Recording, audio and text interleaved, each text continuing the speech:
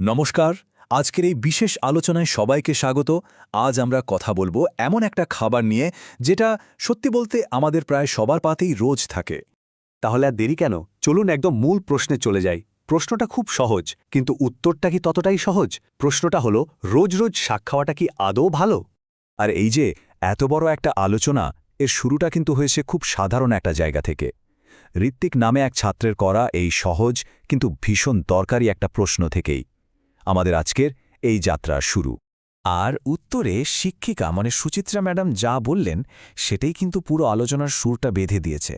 তিনি যা বোঝালেন তাতে এটা একদম পরিষ্কার যে উত্তরটা শুধু হ্যাঁ বা না এর মধ্যে আটকে নেই, এর মধ্যে আরও অনেক কিছু জানার আছে। তো যখন আমরা শাক বলছি তখন ঠিক কি কি শাকের কথা ভাবছি, এর জগৎটা ঠিক কতটা বড়, চলুন একটু গভীরে গিয়ে দেখা যাক। দেখুন কি অসাধারণ বৈচিত্র্য! আমাদের পশ্চিমবঙ্গে কত রকমের শাক পাওয়া যায় ভাবা যায়। পালং শাক, লাল শাক, পুঁই শাক তো আছেই, সাথে মেথি শাক, কলমি শাক, ডেটা শাক, আর হ্যাঁ, এমনকি ব্রাহ্মী শাকের মতো দারুণ উপকারী শাকও কিন্তু আমাদের হাতের কাছেই পাওয়া যায়। এত যে শাকের কথা আমরা বলছি, কিন্তু আসল প্রশ্নটা হলো কেন কেন এগুলো আমাদের শরীরের জন্য এতটা জরুরি? এর পেছনের কারণটা কি? চলুন এবার সেটাই জেনে নেওয়া যাক।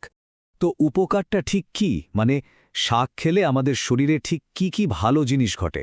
এবার আমরা সেই উপকারগুলোর দিকেই নজর দেব।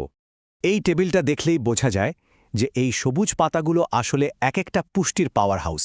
দেখুন, রক্ত তৈরির জন্য দরকারি আয়রন থেকে শুরু করে হাড় শক্ত করার জন্য ক্যালসিয়াম, চোখের জন্য ভিটামিন এ, রোগ প্রতিরোধ ক্ষমতার জন্য ভিটামিন সি, আর হজমের জন্য ফাইবার, কি নেই এতে? সত্যিই একটা কমপ্লিট প্যাকেজ। তাহলে বোঝাই যাচ্ছে কেন বলা হয় যে শাক আমাদের শরীরের জন্য ভীষণ উপকারী একটা খাবার। এর পেছনে যথেষ্ট কারণ আছে। আচ্ছা, উপকার তো অনেক জানলাম, কিন্তু জানার পর সবচেয়ে জরুরি কাজটা হলো সেটাকে কাজে লাগানো।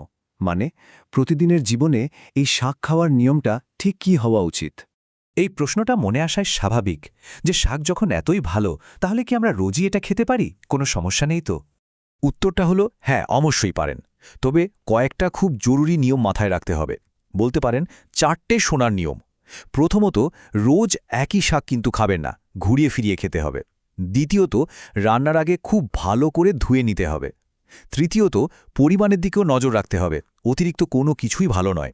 আর সবশেষে, এটাকে আপনার সুষম খাবারের একটা অংশ হিসেবে দেখতে হবে, শুধু শাক খেলেই কিন্তু হবে না। তবে জানেন তো, আমরা যা খাই তার প্রভাব কিন্তু শুধু আমাদের শরীরে পড়ে না, এর একটা বড় প্রভাব আমাদের পরিবেশের উপরও পড়ে। আর এখানে শাকের আরও একটা দারুণ দিক সামনে আসে। ভাবুন তো, শাক কেন পরিবেশের বন্ধু? কারণ এগুলো খুব তাড়াতাড়ি বেড়ে ওঠে। আর দারুণ ব্যাপার হলো, এর অনেকগুলোই কিন্তু বাড়ির ছোট্ট বাগানে বা টবেও চাষ করা যায়। আর তার জন্য বেশিরভাগ সময়ই কোনো রাসায়নিক সারেরও দরকার পড়ে না।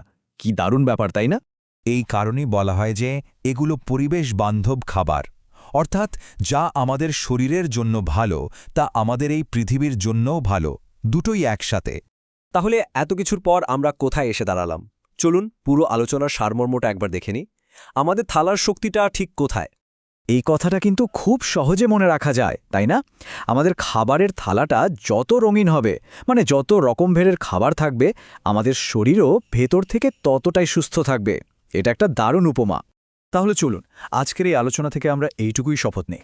আজ থেকে আমাদের প্রতিদিনের খাবারের থালায় যেন সবুজ শাকসবজির জন্য একটা পাকা জায়গা থাকে। এই ছোট্ট একটা অভ্যাসে কিন্তু আমাদের স্বাস্থ্যের জন্য অনেক বড় একটা পরিবর্তন আনতে পারে।